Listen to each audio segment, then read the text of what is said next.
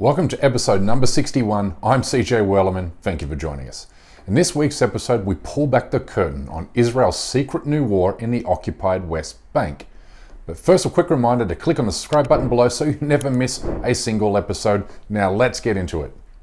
If mainstream international media networks were your only source of information for major events shaping the world today, then you'd have no idea Israel is waging a secretive war in the Palestinian West Bank, a territory that Israel has illegally occupied since 1967. To use an analogy Western audiences will understand, what Russia is doing in Ukraine is the exact same thing Israel has been doing in the occupied West Bank for the past 55 years. Both Russia and Israel are in the business of stealing land, ethnically cleansing indigenous populations before establishing permanent military bases to pave the way for the influx of foreign migrants. Both military occupations are illegal under international law, but somehow only Ukraine attracts international attention, leaving Israel to do its very worst against the Palestinians in almost total secret. But today we expose Israel's secretive new war in the occupied West Bank. The front line in this new fight is taking place in Jenin refugee camp, which was established soon after the 1948 Nakba, when nearly 1 million Palestinians were violently expelled from their homes by armed Jewish militias and terrorist groups who liquidated more than 500 Palestinian villages and towns. The Nakba, which means catastrophe in Arabic. Haganah forces seek out every Arab, and barricades are set up to screen those who had not already fled the city. Everyone is searched. The Haganah, a paramilitary organization, forms the core of Israeli forces and is responsible for expelling Palestinians. Some leave on their own to escape the violence. Their lands and houses are seized. Most flee to Gaza, Jordan, Lebanon, or Syria. By the end of 1948, the United Nations passed a resolution demanding Israel allow all Palestinian refugees a right to return to their homes. But Israel refused to abide by international law then and continues to do so 74 years later. Today, the Palestinian refugee population has swelled to 7 million, with many languishing in refugee camps scattered throughout Jordan, Lebanon, Egypt, and Syria. But today, 17,000 remain in Jenin refugee camp, a tiny half-square kilometre that's cut off from the rest of the Palestinian territories and Israel. It's been said that the people of Jenin live in a cage encircled by another steel and concrete cage.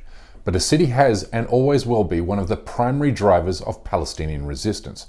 In fact, there are only two places Israel has never been able to fully conquer, and that is Jenin and Gaza.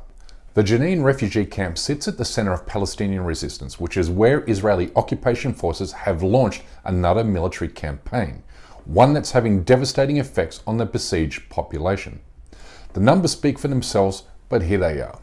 Israeli forces have murdered 76 Palestinians since the start of this year, 25 of whom were killed in Jenin. All were teenagers and young men, the latest being 18-year-old Kamel Alawaneh, who was gunned down on Saturday. Watch his mother cry out in anguish as she says farewell to her young son.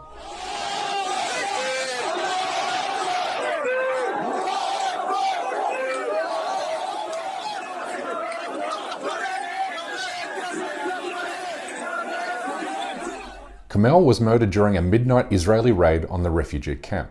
These violent raids take place on an almost nightly basis.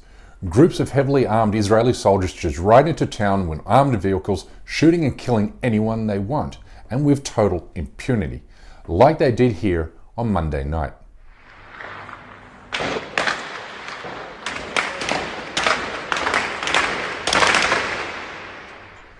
You see, Israeli soldiers are free to shoot whomever they want, because on May 29, the Israeli Supreme Court ruled as such, saying Israeli forces exist above the rule of law.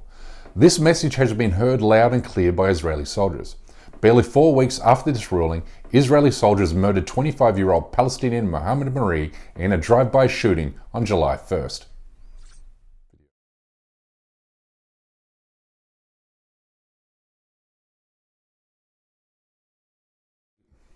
8 weeks earlier, Israeli soldiers shot and killed 17-year-old Mohammed Zakaneh because he was harmlessly throwing rocks towards their armored military jeep.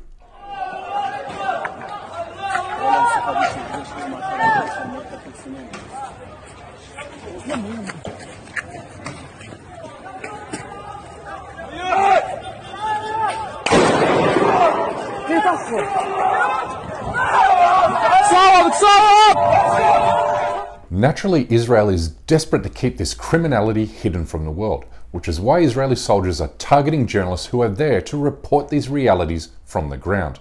Jenin is where Israeli snipers assassinated Palestinian-American journalist Shireen Abu Akleh on May 11th. A moment of casual chatter. Then the shots start. This is the last moment we see Shireen Abu Akleh walking with colleagues, seemingly at ease. Seconds later, she's lying motionless on the ground. She was assassinated for one reason only: to stop her and others from documenting Israel's secretive war in the occupied West Bank. This war was launched on March 29, when Israeli Prime Minister Naftali Bennett granted Israeli forces full freedom to carry out military operations in the wake of an attack committed by Palestinian militants on Tel Aviv earlier this month. אנחנו מעניקים חופש פעולה מלא לצה"ל, לשב"כ ולכל כוחות הביטחון על מנת למגר את הטרור. אין ולא יהיו מגבלות למלחמה הזאת.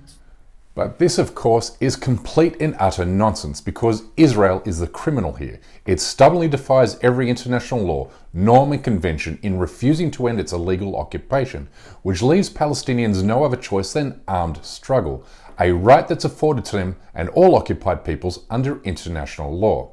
In fact, the United Nations is unambiguous in its resolution granting occupied peoples a right to armed struggle, meaning Palestinians are afforded the same right as the Ukrainian people to resist foreign occupation. Jenin refugee camp is ground zero for this resistance. We live under occupation. They confiscate our lands, raid our homes and kill our people. What should we do? Remain silent? Even those who are not fighting the occupation yet. Give them some time and they will fight. For years, Israeli forces have tried to bring Jenin under its control. It has not only imposed crippling economic sanctions on the city, but also closed off roads connecting Jenin to other parts of the occupied West Bank, while it carries out targeted killings, deadly raids, and mass arrests. Since the start of this year, Israel has detained 2,000 Palestinians, many of whom are subjected to torture and other human rights abuses. Alarmingly, Israel is now using its latest military operations in the West Bank as a pretext to expel thousands of more Palestinians from their lands.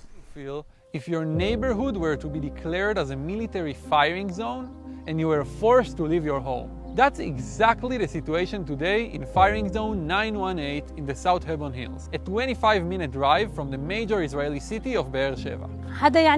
حدا قرر على إنه بيتي يطلق منطقة إطلاق نار. يعني شو بدهم مني؟ هذا بيتي وأنا طول حياتي عايش فيه. شو بدهم مني؟ Now watch Israeli soldiers assault Palestinian journalists who were reporting these bogus military exercises in the occupied West Bank last month.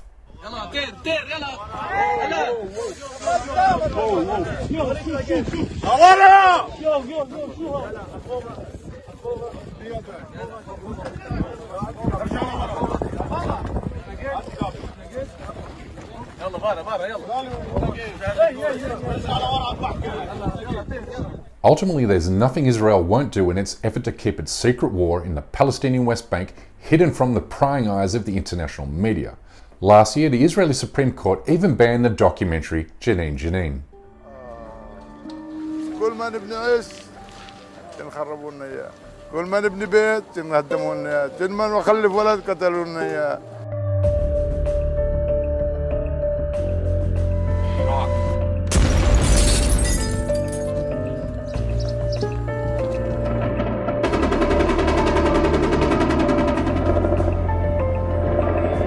The international community has a moral and legal responsibility to support Palestinian resistance against Israel's unlawful and barbaric use of military force in Jenin and other parts of the occupied West Bank.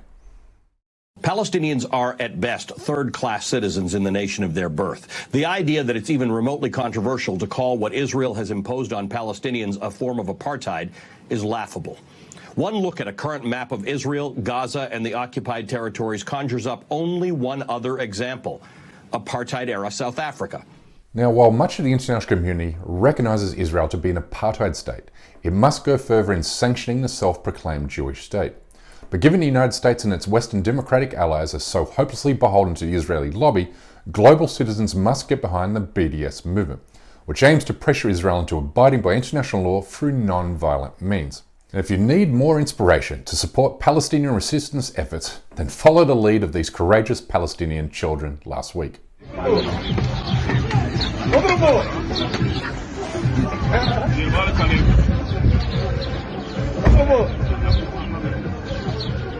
Anyway, that's my time for today.